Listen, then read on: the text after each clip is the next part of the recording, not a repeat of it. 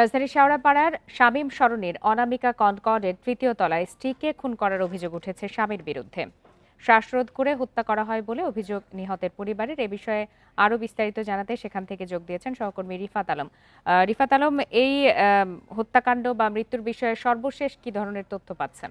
জি, আপনি যেমনটি বলছিলেন যে শেওড়াপাড়ার যে চাঞ্চল্যকর হত্যাকাণ্ডটি, সেই হত্যাকাণ্ডটি গতকাল রাত ১টার দিকে ঘটেছে এবং সে কারণেই কিন্তু এলাকাবাসী সহ সবারই একটি উত্তেজনা তৈরি হয়েছে। তো আমার কাছে সে সর্বশেষ যেই তথ্য রয়েছে, তাদের স্বজনদের সাথে কথা বলে তারা জানিয়েছেন যে পরিকল্পিতভাবেই তার স্বামী, অর্থাৎ নিহত কেয়ার স্বামী সিফাত আলী পরিকল্পিতভাবেই তার আরও কয়েকজনকে নিয়ে তাকে হত্যা করেছে এবং সিসিটিভির যে ফুটেজ, অর্থাৎ যেই ফুটেজ আমাদের কাছে এসেছে, সেখানেও আমরা দেখেছি যে তার লাশ, অর্থাৎ নিহত কেয়ার লাশ আসলে তাকে চারজন মিলেই আসলে তারা বাড়ির মধ্য থেকে নামাচ্ছিলেন। তবে তাদের এখনো শনাক্ত করা যায়নি যে আসলে তারা কারা, পরিপূর্ণ শনাক্ত করা যায়নি। এ বিষয়ে স্বজনরা জানিয়েছেন যে আসলে পরিকল্পিতভাবে তাদেরকে হত্যা করেছে। এবং আরেকটি বিষয় হচ্ছে যে হত্যা করার পর পরিকল্পিতভাবে হত্যাকাণ্ডের কথা বলছেন,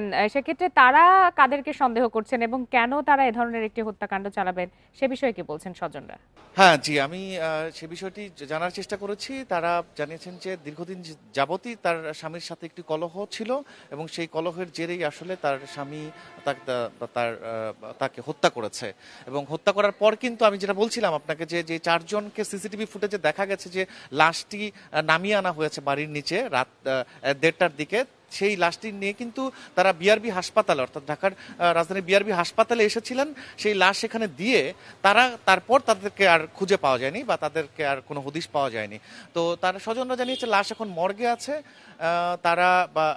তারা জানিয়েছে তারাও এই মর্গের দিকে আসছেন। এখন তার আত্মীয় স্বজনরা, তাদের সাথে আমার ফোনে কথা হয়েছে, আসার পরে তারা বিস্তারিত জানাতে পারবেন। আমি এখন ঢাকা মেডিকেল কলেজের মর্গে আছি। এবং আরো একটি বিষয় জানিয়ে রাখি, বিষয়ে মামলা হয়েছে মিরপুর থানায় তার স্বামী সিফাত আলী সহ আরো অজ্ঞাত কয়েকজনের বিরুদ্ধে। তো বিস্তারিত তাদের সাথে আরো কথা বলার পরে এবং জি, রিফাত আলম, আপনি তথ্য সংগ্রহ করতে থাকুন। ধন্যবাদ আপনাকে।